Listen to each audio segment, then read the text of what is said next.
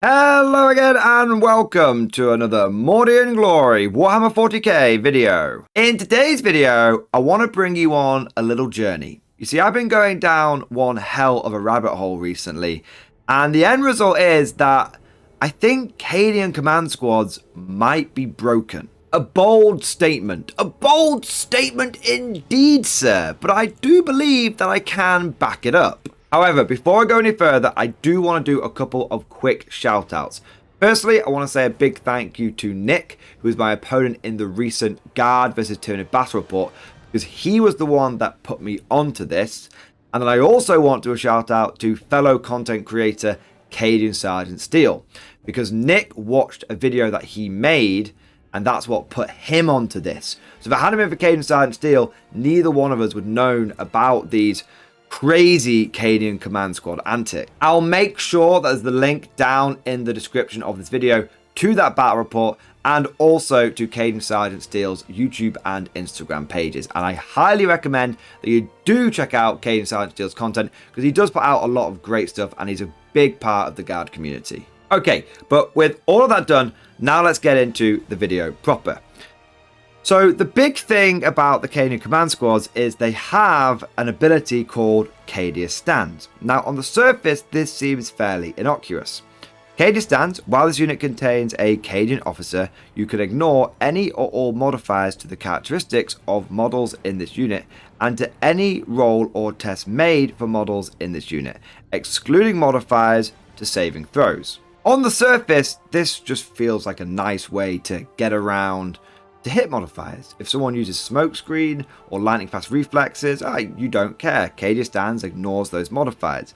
And then you go, oh well, it's quite good for to wound modifiers as well. If someone puts -1 to wound on one of their units, or they've got an inbuilt ability like those, I think it's the Votan Terminators, which like you can't wound them on better than a 3 essentially, because if your strength is higher than their toughness, then it's -1 to wound.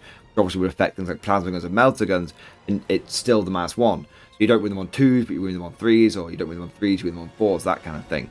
So it feels like, oh, that's quite powerful. It's going to be useful in many games because you can get around those to hit modifiers and those to wound modifiers. Nice. But then you start digging a little bit deeper, and you start realizing how much this affects, how fundamentally this insulates your unit from many aspects of the game. Firstly, it's any or all modifiers to the characteristics of models in this unit. Well, that's like a movement characteristic.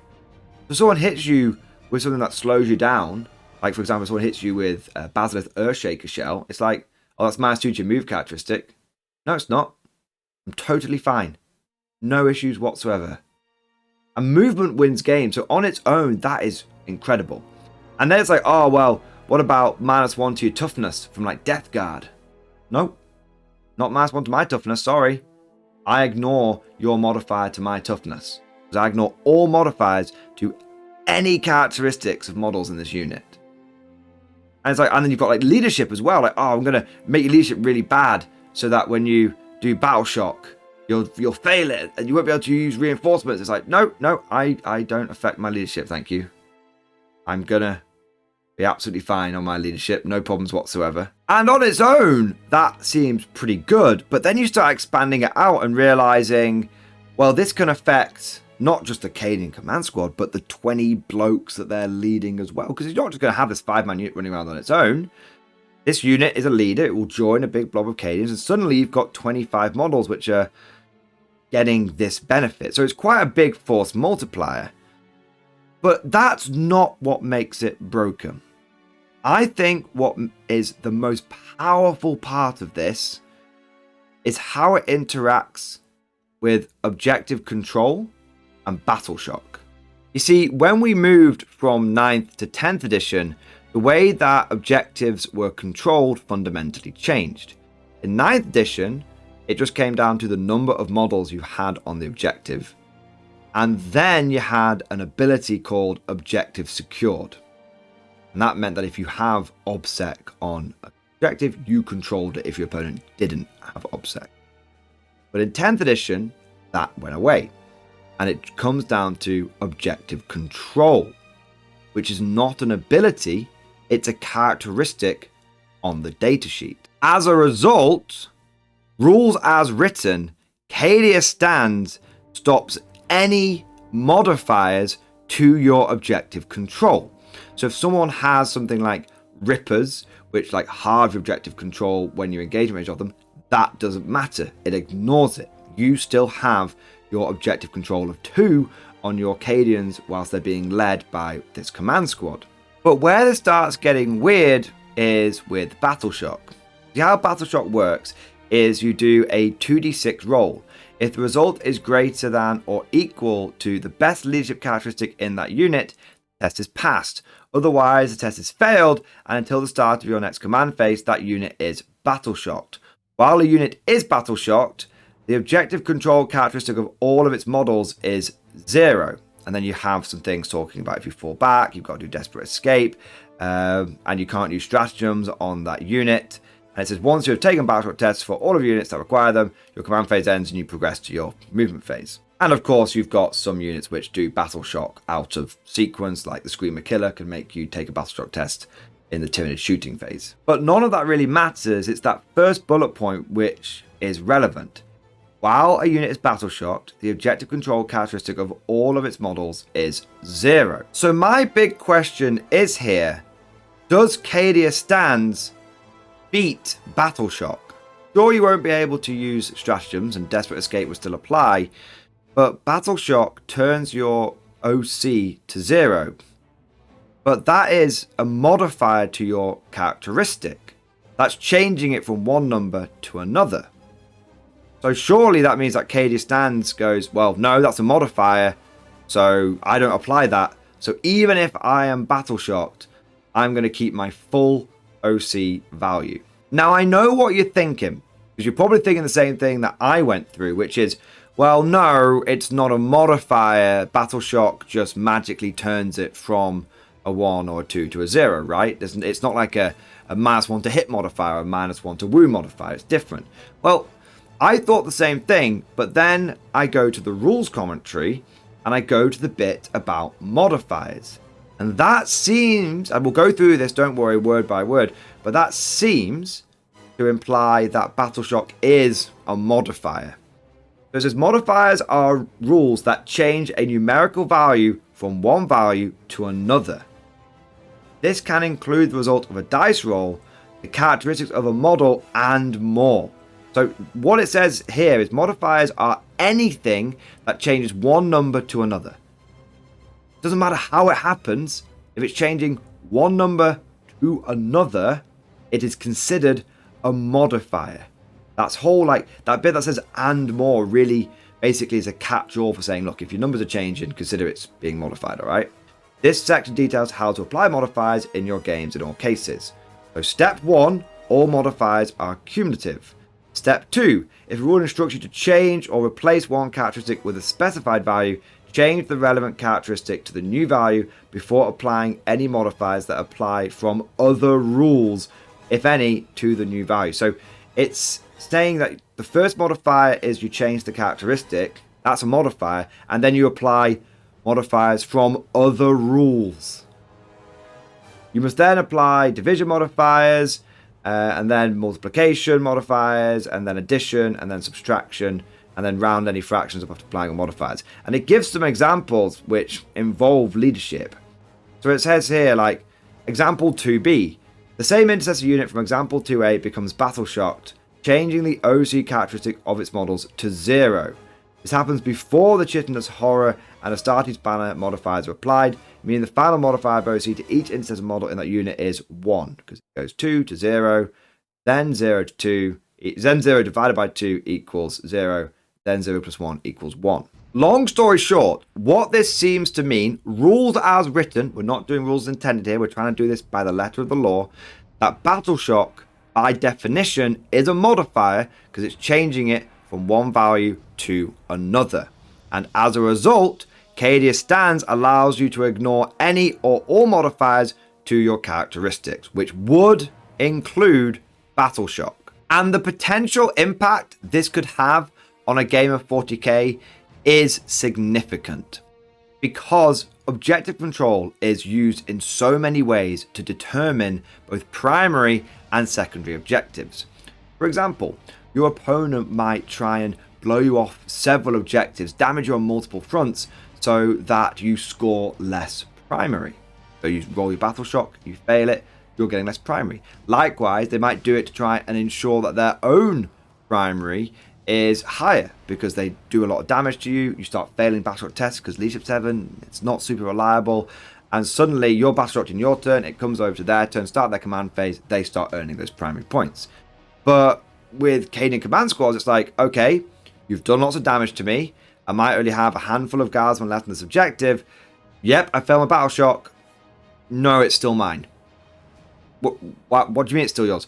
I've got my dreadnought on here, so it's objective control 3. You've just failed your battle test, so you're objective control 0, right? No, I am still, even if I've only got 2 members of like my command squad left, because it doesn't even need to be leading a unit for this to work. Everyone else died, the blob has died, everyone's died. I've got 2 members of my command squad left. That's my officer and my guy with the flag. So my flag gives me OC2, and I ignore battle shock, so I still hold this objective. Literally, someone would have to kill you down to the very last possible man to realistically take you off objectives. Oh, 5 Terminators sat on an objective. You got 3 members of that command squad left. Yep, you still hold it, even if you're battle shocked, as long as the flag's there. It takes one of the best aspects about the Imperial Guard. One thing that I think we do more than any other faction, which is have good battle line and the ability to actually be OC intensive and effective. Unlike a lot of factions whose battle line, it's got good OC, but it's not really doing very much. No one wants to take base between intercessors, unless they'll take like the bare minimum to like hold an objective, or they'll take like infiltrators so they can get like rerolls and stuff. But no, like they're not taking the objective control, they're taking the firepower. What Guard does is go, no, our objective control units are actually viable.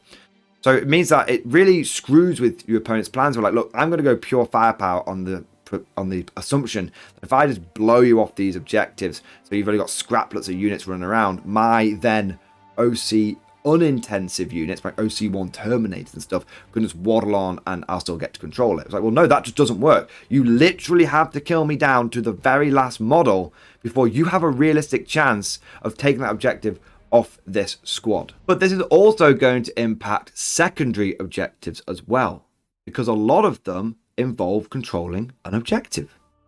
A primary objective point, you've got extend battle lines, you've got cleanse. You can only do these if you control it. And again, if there are a handful of guardsmen, even if you've battle shot them, even if they've got nothing going for them, they're still potentially 5, 6, 7, 8, 9, 10 OC of a mere handful of survivors. But I know what you're thinking. Mordian, why don't I just kill all of the Cadians? That way it doesn't matter if they're battle shocked or not, they won't hold the objective. And absolutely, that's probably what you need to do in this situation. But that has its own repercussions, because A, guardsmen are kind of tougher than a lot of people expect, because you can get them to a 3-up save with take cover and being in cover, and they have a 6-up feel no pain from the command squad. So not only is it going to take more firepower than you might expect, which is going to cause you to, well, not risk split firing, but then on top of that, you're going to have to make sure that they all die. So you're going to have to overcommit, because you don't want to have a bad dice roll, leave potentially like 1 lone guardsman just sat on the objective, 1 lone officer, like 1 wound, and that opponent still controls it. That guard player still has that objective. So it forces you to be less efficient with your firepower, which adds extra resilience onto the guard side because there's less shots being used effectively. However you look at this, Cadian stands, if it works this way, is going to have a big effect on the battlefield, and it does have some potentially game-changing implications. Of course, all of this is just like my opinion, man! Please, please, please let me know what you think down in the comment section below. I will be the first to admit that this kind of intensive rules as written sort of investigation is not my forte. If you've got any examples one way or another, whether it supports or disproves this theory, I would be very grateful if you could share that. Also, if you've enjoyed today's video, don't forget to smash that like button. It does help with the algorithm. And of course, subscribe to never miss an episode. Would you like to know more? If so, then please consider becoming a channel member or patron. By supporting the channel, not only will you be doing your part, but you'll also be helping me create more content for your viewing pleasure and unlocking a whole host of perks. You get everything from a badge next to your name, custom emojis, but the big one is access to the Mordian Glory Discord server, an online community with almost 2,500 active members. It's always popping off in the MG Discord. We've got channels for army lists, hobbying, tactics, stories, and even a pretty spicy meme section as well. For all you greenhorns that wanted to see the Mordian Glory Hole, today is your lucky day.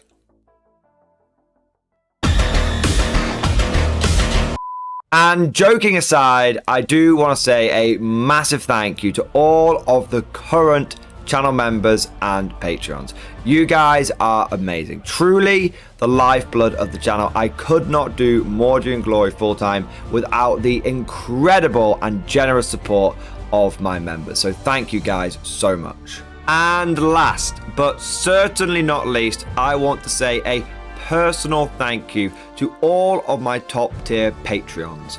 These are the War Masters, and they have truly gone above and beyond the call of duty.